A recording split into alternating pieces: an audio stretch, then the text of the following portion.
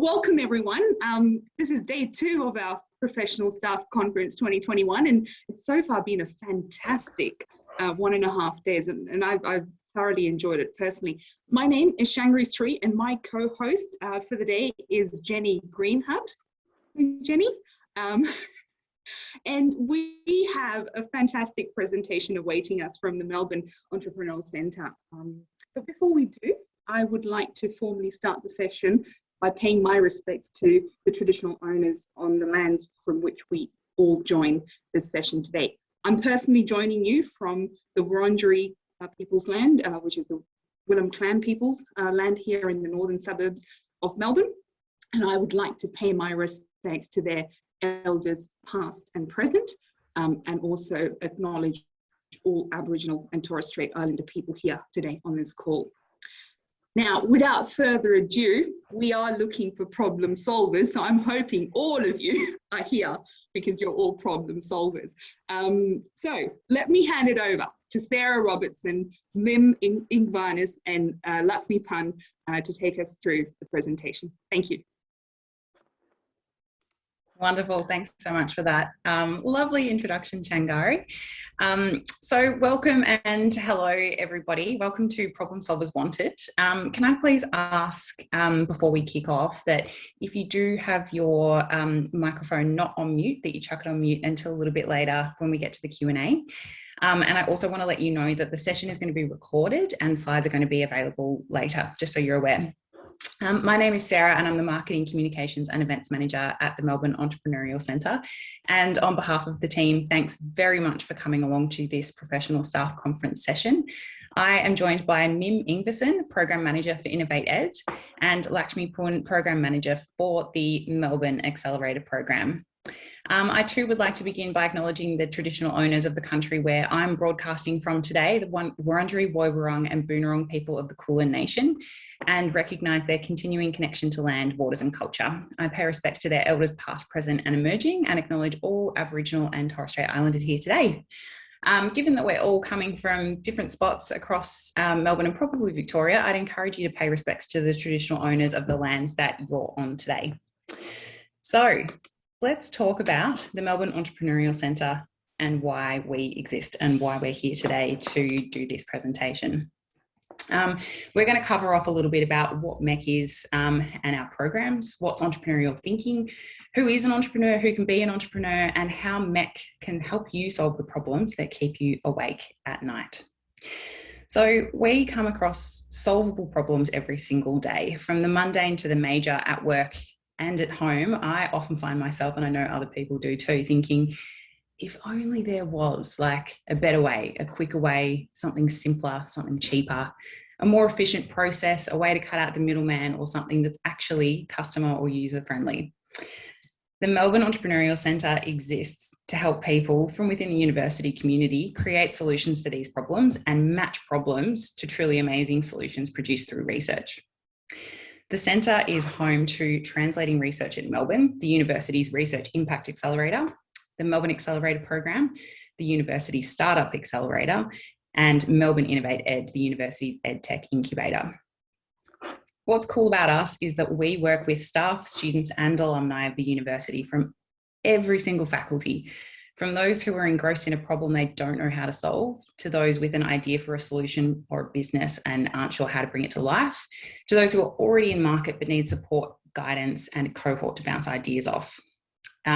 It's not just that we're available to people from every single faculty, we're open to people from across the university. So that's every division, university, services, chancellery, everything. Mech is also a really fantastic gateway to events about entrepreneurship that really get the cogs whirring, access to exceptional business mentors, and a network of current teams and alumni working on incredible solutions to a range of problems. We're pretty cool. So before we tell you too much more about Mech's programs, there are a couple of big questions about entrepreneurship in general that we want to give you our take on because we think it's pretty interesting. So Mim and Lakshmi, over to you. Why do you think the university is even interested in entrepreneurship in the first place? So Sarah, I might jump in first. I feel like, from my perspective, Melbourne Uni is one of Australia's largest educational institutions with deep expertise in delivering tertiary education. So supporting the university community to grow new ideas into sustainable solutions offers an opportunity to create impact both within our university community itself and more broadly across other institutions and beyond. Thanks, Mim. And talking from MAP's perspective, we work with entrepreneurs and particularly with startups. And for those of you who don't know what a startup is, it's part of entrepreneurship. So they are founders who are actually creating these amazing businesses that have the potential for scale.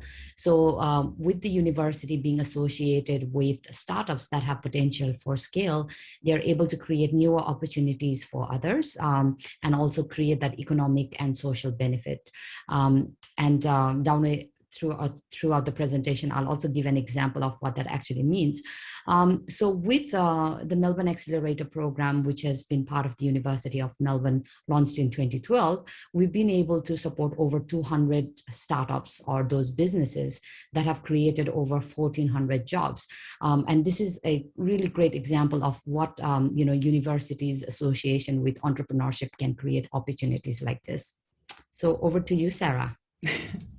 Fantastic. That's one big question. Our next big question, can you tell us what you think entrepreneurial thinking looks like?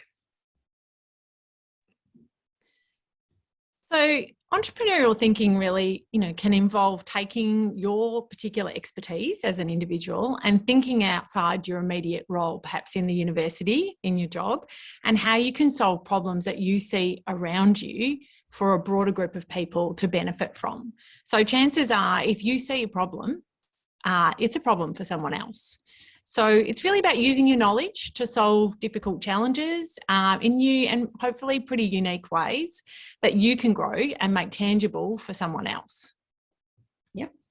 And just like as Mim mentioned, my experience with working with founders is that these people are able to identify, gaps in the market and then are able to actually pull in the resources to do something about it. And sometimes there is a risk involved. There's often a saying that, there's always a risk, but entrepreneurs do take calculated risks. So there's risk, reward, and opportunity to really create value. And I think that's the whole core thing about how entrepreneurs think about creating value. Oh, so it's not just crazy people running around with a deck of Post-it notes and a Sharpie, putting them on everything. Definitely. All right, and here's a big one. Who is an entrepreneur and who can be one? Can I be an entrepreneur? Can you be an entrepreneur? Absolutely, Sarah. I think an entrepreneur is anyone, absolutely anyone who's up for a challenge. So it's really just about being open to thinking outside your immediate set of expertise and the work that you're currently doing to create solutions. And that can apply to anybody at all. Yep. And on that, working with founders over the years, what we've seen are three distinct things that I guess like every entrepreneur exhibits. And that's number one is that they are incredibly resilient. There's ups and downs of being an entrepreneur, taking yourself out of work and things like that requires commitment. So that resilience that they exhibit. There's another thing is constantly learning. They're always learning from their environment, the customers, people that they talk to, employees, mentors, and particularly learning from their failures. And the third thing is they're incredibly resourceful. As you all might know that, some entrepreneurs, or when you start something new, you don't have much money. So they actually work out a way to bring those resources together and are incredibly resourceful. So these are some of the characteristics that we have seen in our entrepreneurs. Fantastic. So I guess the answer is anybody can be an entrepreneur and anybody can learn about entrepreneurial thinking. So now that we've explored a few key questions about what all this entrepreneurship stuff is, let's talk about Mechs' role in the big bad world. So the fabulous thing about Mech is that we welcome and very willingly accept staff, both academic and professional, students and alumni into our programs, and we're completely faculty agnostic. In fact, the more people from different faculties that we can learn from, the better. MAP also accepts social impact startups from outside the university, and Tram also accepts researchers from across the Melbourne Biomedical Precinct. And I think you can all agree with me in saying that it is very important right now to coach researchers through medical research translation in the middle of a pandemic. So the thing is that there's a whole spectrum of stages of entrepreneurship, and these range right through from I've got an idea, or I can see this big problem that I'd really love to solve, right through to established businesses that are ready to completely hit the road with their business and start to scale and really make some money. And there's a way that you can engage with us no matter where you are on this spectrum. To kick off with, for those people who have got an idea, they're interested in startups or entrepreneurship but don't really know how to go about it, might want to have a little more impact with their research, or just want to know a little bit more about entrepreneurship, there's a range of ways that you can engage with us. So from a program perspective, Innovate Ed and Tram operate boot camps that run from either a day for Tram to a weekend for Innovate Ed. That offer are really fantastic for people to dip their toe in the water without having to seriously commit. Mech also runs a range of different events, info sessions, ask me anything sessions, masterclasses, fireside chats, and a whole range of events that we'll talk about later that are super easy for you to engage with. And at the moment, most of our events are run online, so you can do that from the comfort of your own home. From there, people that have started working on a business idea or want this to be a little bit more than a side hustle, and from the research perspective, people that just go, I would hate for my research to sit on the shelf.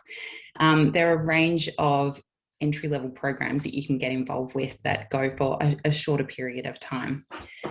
For those who are a little bit more serious on the research front, Tram Runway is a fantastic program for people that are actually sort of committed to seeing their research get to market.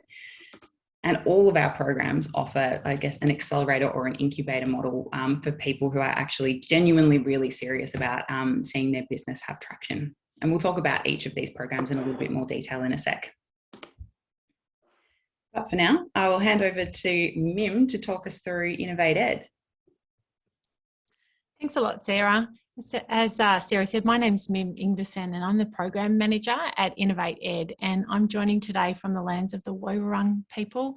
I would like to say thank you to everyone for coming along, and I'd like to give you a little bit of background about the work that we're doing with Innovate Ed. So the need for Innovate Ed was really identified through the Flexible Academic Programming Project a couple of years ago. So it's actually a little bit hard today to imagine a time pre-COVID when technology didn't play such a central role in our lives at the university, particularly in the delivery of courses and services.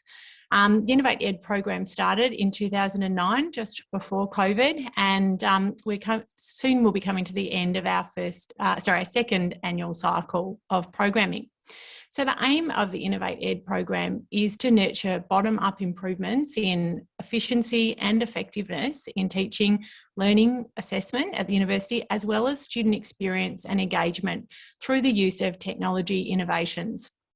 So from the start, it was anticipated that ideas or innovations and projects could originate from university services, academic divisions, from students, and they might be perhaps initiated by Chancellery itself. Innovate Ed is really aimed at solving problems identified in the tertiary setting. And like I said, that can be around the actual learning itself, so the teaching, the learning and the assessment, but also the way in which staff and students experience the learning environment. So what we're aiming to do is to incubate these ideas and lead to the creation of new technology. So for us, education technology is really focused on technology tools and applications that are created to promote and support those activities. So Innovate Ed is open to university staff. Sarah said we're open to staff across both professional and academic. We're also open to students and alumni. There's been some limits placed on alumni's eligibility, and that alumni need to have graduated in the last 3 years. Often we see people participating in the program that do come from more than one of these groups, so they might be staff as well as the student, but they identify themselves primarily as one or another. And what we do know is that each of these groups, the staff, student and alumni, have different perspectives about their experiences. And so we feel that bringing those different perspectives together help us really get a good handle on how to solve the challenges that people are wanting to look at. And as such, what people are attracted to in the program is different depending on where they're coming from. For instance, for staff, we found that there needs to be a clear path for support to create space to take on an extra project from their current teaching work or administrative work at the university. So whilst education technology is a fairly narrow and specific area of problem solving, what we do know is that people can come to it at lots of different stages of maturity. So they might be, right, like Sarah showed us that diagram earlier, they might be really at the beginning and just have identified a problem, or they might be all the way through having started to do some work on solving that problem and developing their piece of technology. And so our program seeks to reflect supporting people all the way through that. And it's a bit like this funnel that we see here on the slide.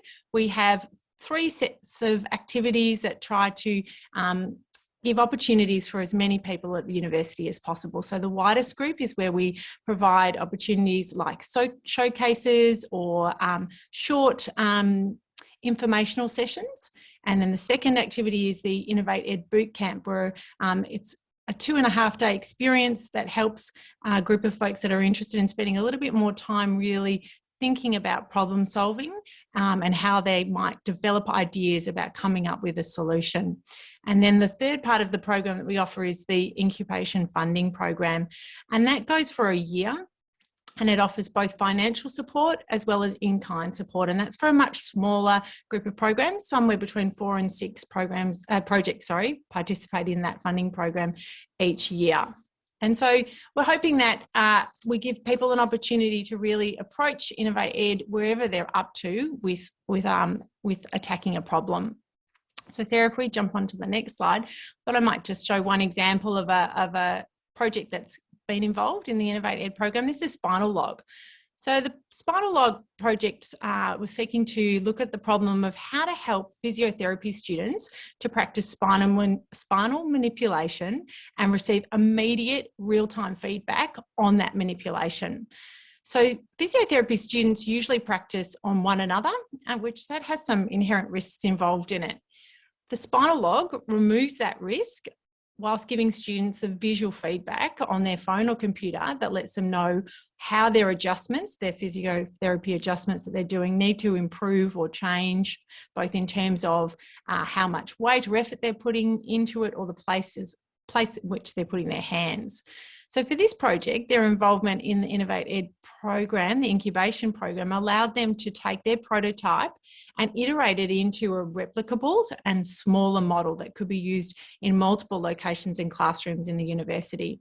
It also helped them develop that immediate feedback in a visual display on a screen, whether that be on a computer or on a phone. So the project participants themselves had a really deep technical knowledge, and they also included professional staff in the human-centred design lab. But this was their first time working in a team that was across faculties. And so what they reported to us that they really got out of the program was that it gave them a great opportunity to learn new skills in project management and communication.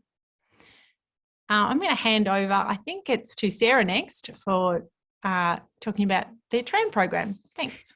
Yes, thank you, Mim. So good to hear about Spinal Log. What an amazing team, amazing project. So I'm going to tell you a little bit about Tram. So what is it other than a very popular mode of transport? Tram started in 2016 as a pilot program, and it was designed to train researchers how to have maximum impact with their research. Why is that important? Australia is internationally recognised as being an absolute research powerhouse, but unfortunately we're also known as being truly woeful at helping researchers to translate their research. So that means that much of the research that happens at this university and others gets published and sits in a journal on a shelf, rather than being turned into a product or service that can hit the market and genuinely help people. So what kind of projects are we talking about? There's a handful of really fantastic Australian examples of research translation that are having some serious impact. The Gardasil cervical cancer vaccine, which came from UQ. I've had my 3 shots in year 10. Wi-Fi from the CSIRO, and Cochlear from right here at the University of Melbourne. What you can tell from that list is that it's quite small, and some of those innovations are a little dated, and we are hoping to change that drastically with Tram. So Tram offers 4 different programs, and they range from boot camps for people who are right at the very beginning of their research journey at Tram-X. Tram-X is a slightly shorter than full-day entry-level boot camp for individual researchers and teams that are kind of like, you know, research impact is something that they're interested in exploring, but is this whole research entrepreneurship thing really for me and really for my project? Is it something that I can really get my head around? It's a really fantastic boot camp. It is free of charge. It is open to all research staff at the university and the Melbourne Biomedical Precinct. So keep your eye out for when we're going to be recruiting for those programs early next year. The second program is Tram Track, and that's open to research teams and individuals. It's an 8-week program where you do 1 day a week, and you're looking at the problem that you've got and whether or not you think you can solve it and how well you think you can solve it. Tram Runway is a slightly more in-depth program. It's for research teams. It runs over 12 weeks, again, a day a week, and it looks into the key things that you need to do to actually solve the problem. Tram Air is a 2-year ongoing support program. It is a really fantastic program. We have the most amazing guest speakers come in and speak. It is really sort of hands-on support that you do get from the team. It's designed for research teams that have kind of completed this journey and they're at the point that they're ready to sort of work towards some commercial milestones. Like, these are the researchers that have really embraced research impact and go, I really want to see my thing out there helping people.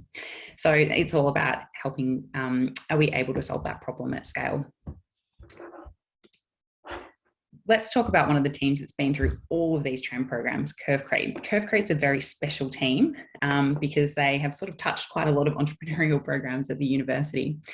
Curvecreate started life as a research project in ABP, and what Curvecreate is a programmable robotic mold that enables the creation of beautiful curved concrete panels without the crazy waste of traditional concrete formwork. And anyone who's sort of interested in the construction industry will know that it creates so much waste. Traditionally, if you're creating curved concrete panels, you need a whole heap of formwork that just gets chucked out after every single one. And this business eliminates it completely. So the research team started off at Tram, went through Tram Track, and were quickly joined by a Master of Entrepreneurship student run by our friends at the Wade Institute of Entrepreneurship based at Ormond College, Warren Rudd. And after starting Tram Air, Warren also joined the professional staff team at Tram. So with the confidence and traction that they built going through Tram, developing their business model and securing a handful of first customers, Curvecreate then applied for and were accepted into MAP. So they're a really fantastic example of academic and professional staff working on a project together. And that team came together over the course of participating in those Tram programs. They're also a great example of teams moving from one project, working on one project, moving from one of the Mech programs to another, making the absolute most of Mech. If only there were a higher ed project MIM and they could have hit all 3. We're waiting for the day. We're waiting for the day. I guess that's a really fantastic segue to hand over to Lakshmi to talk you through all of the MAP programs. Thanks, Sarah. Thanks everyone for coming today. So as Sarah mentioned, I'm Lakshmi Poon, Program Manager at the Melbourne Accelerator program, and I also acknowledge the traditional owners of the land from where we are all logging in today. So to begin off with, I am super grateful to be working with Melbourne Accelerator program. Amazing program since launching in 2012 as part of the University of Melbourne. We started with 4 startups and today we've supported over 200 startups through 2 of our programs. And every year we actually support over 50 startups that go through this program, through the Melbourne Accelerator program. It was one of the oldest accelerators, especially the university accelerators in the country. And what sets it apart from the other accelerators that are out there is that we don't take equity on any of the companies that we incubate, and also that the Accelerator program itself provides funding and mentorship. Now, some of you must be wondering, what is an Accelerator program?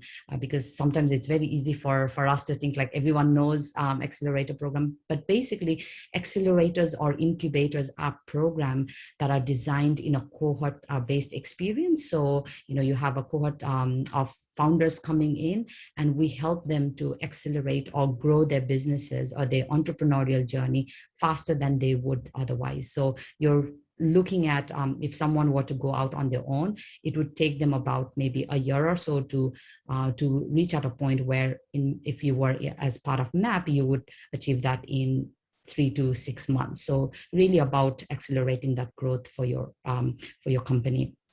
I also mentioned briefly about startups. So basically we work with companies that have potential for scale, potential for impact. So you will see that a lot of our startups that come into the program either will have some sort of technology or some sort of secret sauce that helps them to achieve that scale, not just here in Australia, but globally as well. And we're very fortunate to be able to support many of our global companies today. Maybe just on the next page. Yeah. So we run 2 signature programs, which is the Velocity program that is for especially helpful for people that are working full-time or studying full-time, because it is a part-time pre-accelerator or also a part-time accelerator for those that are a little bit later stage.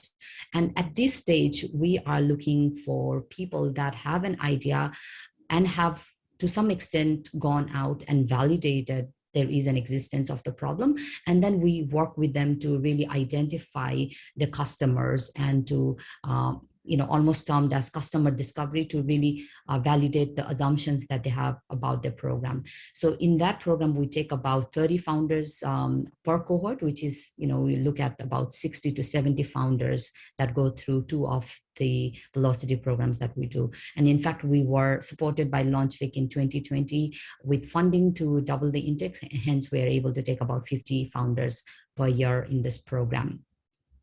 We are open to social impact startups in this program. In fact, 40% or 50% of the startups that actually come into the Velocity program have some sort of social or environmental mission in that. And the best thing about the Velocity program is, again, it helps you to tap into the MAP network, especially for those founders, like I said, who aren't able to commit fully into their ventures, or if this is a side hustle for them. And also for those that want to access the Melbourne Accelerator program, but may not be able to meet the eligibility criteria for the accelerator. So that's the Velocity program. We are currently running 1 this year, and we will be running the first cohort early in 2021, around February or March. So do keep an eye out when that application is open for that program. The other program, which is our flagship program, is the Melbourne Accelerator itself, which is where we have 5-month structured training. We have mentors who represent some of the best business minds in Australia. We have access to investors, and really this is the program where you are serious about your startup, where you have committed maybe 100% to your startup and are able to jump the ship and be 100% founder. So this is where we support you in your journey. And we provide, as I mentioned, $20,000 equity-free funding. We are industry agnostic. So if you are startup, whether you are in an e-commerce or you're doing some sort of deep technology related startups, if there is something that we can support you in your journey, we admit you into the program. It is, however, quite a competitive process. We do have a 4-stage selection process because we only can take 10 startups. However, I encourage everyone to apply because there's always something that we can add value to your business. So with that, it's also a really good opportunity to be part of the network that has amazing startups that have gone through the program. And I think what sets MAP apart from other accelerator programs is the community that we surround the founders with. I'm just going to quickly touch on 3 of the startups that have gone through our program. So Bardi is a startup that is treating a circular economy in food waste management by breeding flies, which can be converted into food for pets and hopefully in future food for human beings as well. So when they came into the program, they had this idea. The founders were, one of the founder was PhD from vet and agriculture, and the other one was from fine arts and music. But they really knew, especially the technical founder, really knew what he was working on, and hence with they had a proven concept that, you know, if they were able to produce this at a larger quantity, the flies that were converted into food for a larger quantity, they would be able to create a business. And I must say, the resilience of the founder and what they did during the program, I would say they would be one of the first founders in the program to actually be given a term sheet of about $1 million even before they actually finish the program. And this is where the Accelerator program can help you in, really accelerate that journey. The other example is UoM's Health. Now, UoM's Health started in 2016. It was the founder who started this was also a staff at Faculty of Business and Economics. He came up with the idea when his grandfather actually had a fall. And so he started looking at how can I solve this problem for many other elderly parents. And so he came up with a technology that is not intrusive. So as some of you might know that many elderly people have pendants or, some sort of accessory to keep tap of, when they have a fall and so on. But their technology was not intrusive in a way that they had a technology which is almost an IoT device that would assess or sense when someone had, even before, when someone had a fall and they weren't responsive. And so that would direct their loved ones about why there was no response. And so they took that idea to the Velocity program. They also won our Cameron Fellowship Award and presented their startup in Oxford in front of other social impact founders as well. And then in 2017, they joined our Melbourne Accelerator program. Ever since then, they've been going strong in their startup, which has been now placed in many other nursing homes and healthcare places. And today, Adam, who is the founder of UoM's Health, works as entrepreneur in residence, giving back to the community of founders through Melbourne Accelerator program. Another example is AccuSensors.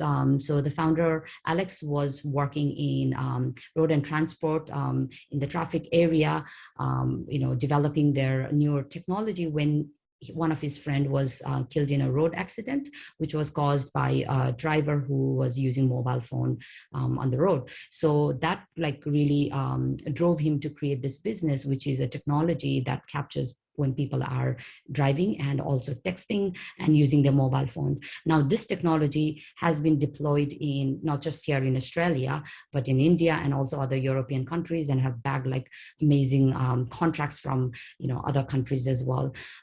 So when they came into the program, they had about $600,000 of funding already, and what we really liked about was the founder background. The founder really understood the area space, and they had some unique insights that really helped us to support the founder. And today we're really amazed to see the founder's journey or the startup grow from strength to strength.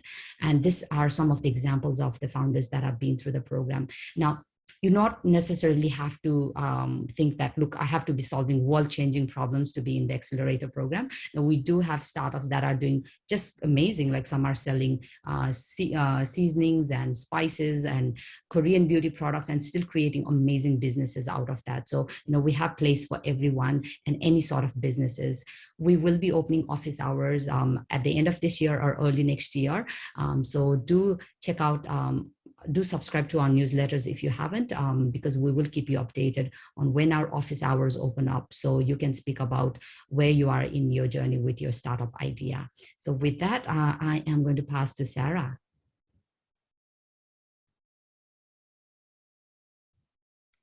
Couldn't find my unmute button. There we are. All right, cool. So the last thing that we wanted to tell you about is we talked earlier about the fact that we do a bunch of amazing events as as Mech.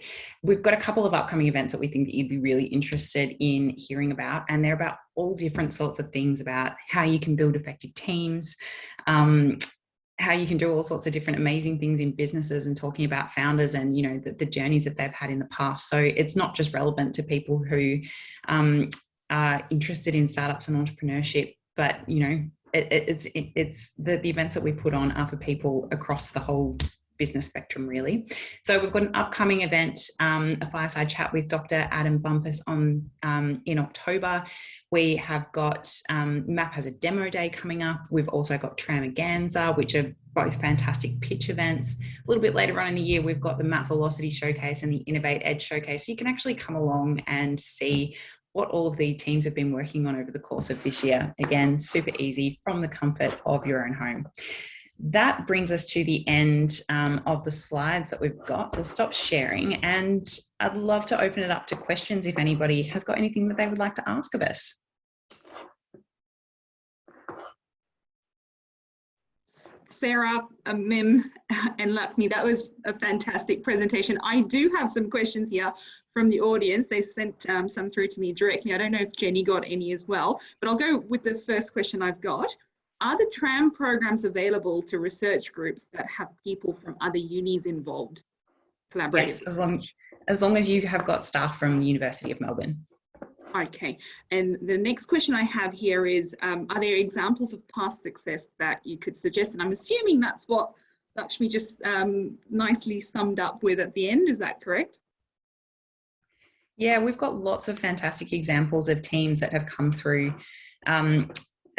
different programs, and each of the programs have got their own case studies. So if you are really keen to check them out, I would head to our websites. MAPS is the map.co, Trams is tram.org.au, and Innovate Eds you can find by searching Melbourne Innovate Ed. It's got a slightly longer URL, which I won't read out because I will get it wrong. And there's also videos on all of our YouTube channels as well that you can delve into, or get in touch with the team and we can chat you through examples from, you know, your faculty or an area that you might be interested in. Fantastic. And I've got one other question, which is where can we find more details about the programs that you're running? And I'm assuming that's the web links you've already shouted out? Yes, absolutely. But my advice is to anybody who is interested in being a part of one of the programs, or if you know someone, you work with somebody who you think might be interested as well. I think there's probably plenty of people in this room that might say, look, it might not be for me, but I've kind of got a colleague who always talks about this thing, or, you know, I'm close to a researcher who's doing this sort of project and they might be interested potentially in applying, is to jump onto our websites and sign up to our newsletters. My colleague Abby, who I think might be on the call, is prolific with putting out information on social media about when our programs are available to be applied to, but we're also really great at making sure that information gets out in all of our newsletters. So if you subscribe to the Tram or the MAP one, or both, even better, you'll find out about upcoming dates for applications. Fantastic. Jenny, do you have any questions? Anyone from the audience? Sorry, I didn't get any questions, sorry. Okay. Yep. Well, I do have one question, but before I do ask that question, I just wanted to say to the audience here, these guys are actually based at Melbourne Connect on the super floor and level 1. I did not know that, even though I'm an occupant of Melbourne Connect. So I strongly encourage you to come and visit us at Melbourne Connect. And when I say us, the whole, all of those occupants, it's a fantastic building, and get to know more about MEC, because I'm definitely going to catch up with these guys when we get back on campus. But I did want to ask you guys, what if I don't have an idea, but I just want to be part of MEC and what you guys are doing? How do I get involved? Yeah, I'm going to open that one up to Lakshmi. Sure. There are many ways to do that. I would say one is like the master classes and the fireside chat that Sarah and her team put together. And that's a great opportunity to meet other like-minded people. And so we do like some networking sessions, usually, you know, like a demo, after demo day or showcase, there's always like a networking sessions as well, where you get to meet other people, and that's where you can find your community. The other ways to get involved is we also run what we call as internships and talent show, not talent shows exactly, but open mic night. We just had one like 2 weeks ago or so. That's where most of our startups will be pitching if they are looking for a co-founder or if they are looking for someone to join their team, and that's open to staff as well. The third thing is you can also look at job opportunities that are available in these companies, which is again available on our website. So if you go to job board, that's available in there as well. Now, if you are interested in being a mentor, you might be a subject area expertise in a particular area that the startups will benefit. So if you're interested, do reach out to program managers of respective area. I'm sure me, myself, and Andrew Rouse will also be very, very happy to go through that as well. And the other ways I would say, especially if you are interested in more generally about startups, is to go through a website called Startup Vic.